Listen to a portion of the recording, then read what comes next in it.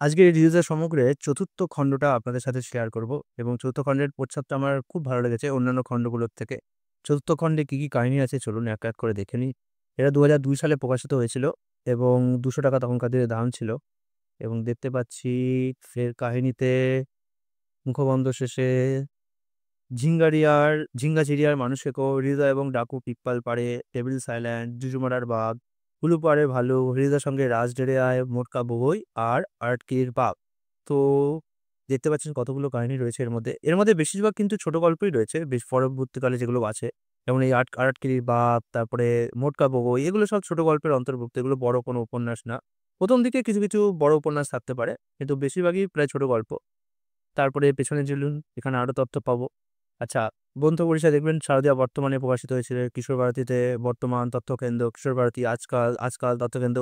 তো যদি কারোর কাছে আজকাল, কিশোর ভারতী আর বর্তমানে একদম পুরো ২০০২ সালের পর থেকে রয়ে থাকে, তাহলে হয়তো তারা রিজার যে বাকি কাহিনীগুলো যেগুলো কিনা প্রকাশিত হয়নি এখনো পর্যন্ত, সেগুলো তারা পেতে পারে। কিন্তু আমার যেটা মনে হচ্ছে যে রিউদের সমস্ত যে খণ্ডগুলোকে একসাথে করে কাকাবাবুর মতো একটা সিঙ্গেল খণ্ড করে দেবে। কারণ রিউদের যে লেখক বুদ্ধদেব গুহ তিনি তো ২০২১ সালে মারা গিয়েছেন। তো তারপরে আর রিউজার কোনো কাহিনী আমরা পাচ্ছি না।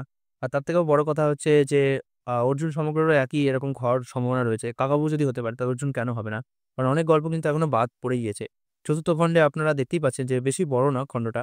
মোটামুটি এইটুকু বিস্তারে শেষ হয়েছে ৩০০-৪০০ পৃষ্ঠা এবং বড়জোর আপনার ৩০০-৪০০ পৃষ্ঠা। বড়জোর আপনার হয়তো ২ দিন মতো লাগতে পারে যদি আপনারা দিনে ১০০ পৃষ্ঠা পড়েন, ২০০ পৃষ্ঠা করে পড়েন, ২০০-৪০০ পড়তে। আমার তো ২০২১ সালে পড়েছিলাম, তখনকার দিনে বেশি সময় লাগেনি। ১ম আমার সত্যি হৃদয় সমগ্র খুব একটা ভালো লাগেনি। কারণ হৃদয়ের কাহিনীটা আমি ভেবেছিলাম একটু অ্যাডভেঞ্চার কাহিনী হবে, একটু গোয়েন্দা কাহিনী হবে। কিন্তু পড়ার পর দেখলাম এ তো পুরো জঙ্গলের কাহিনী। এখানে আদিবাসী কথা আছে, তাদের যে ভাষা, তাদের সংস্কৃতি, বাঘের শিকারের কথা রয়েছে। তো ১ম আমার ভালো লাগেনি। তারপরে যখন করোনার পরে আবার পড়তে শুরু করেছিলাম, তখন এই বইটা খুব ভালো লেগে গিয়েছিল। কেন জানি না ভালো লেগেছিল। কিন্তু সত্যি কথা বলতে কি এরকম হয় কখনো, কখনো যে কোনো বই হয়তো ১ম বার পড়লেন ভালো লাগলো না। কিন্তু টেস্ট পাল্টে যাওয়ার পরে ভালো লাগবে। তাই সত্যি কথা বলব যে আপনারা যদি এখনো কোনোদিন জিদা কাহিনী পড়তে বসেন, তাহলে ধরেই নেবেন যে এটা বিভূতিভূষণ স্টাইল হবে। বিভূতিভূষণের যেমন একটা উপন্যাসে অরণ্যের যে একটা রহস্যময়তা সেটা ফুটে উঠতো, চাঁদের পাহাড়ে যেরকম ফুটে উঠতো। তো সেরকম হবে কাহিনীগুলো।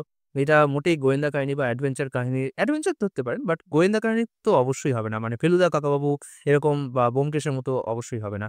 তো এই ছিল একটা সংক্ষিপ্ত ভিডিও রিউজার সমগ্রের ব্যাপারে, চারের ব্যাপারে। আমি এর কমপ্লিট ভিডিও করেছি একটা প্রত্যেকটা খণ্ড নিয়ে। তো কালকে ৫ নম্বর খণ্ডটা লাস্ট আসছে।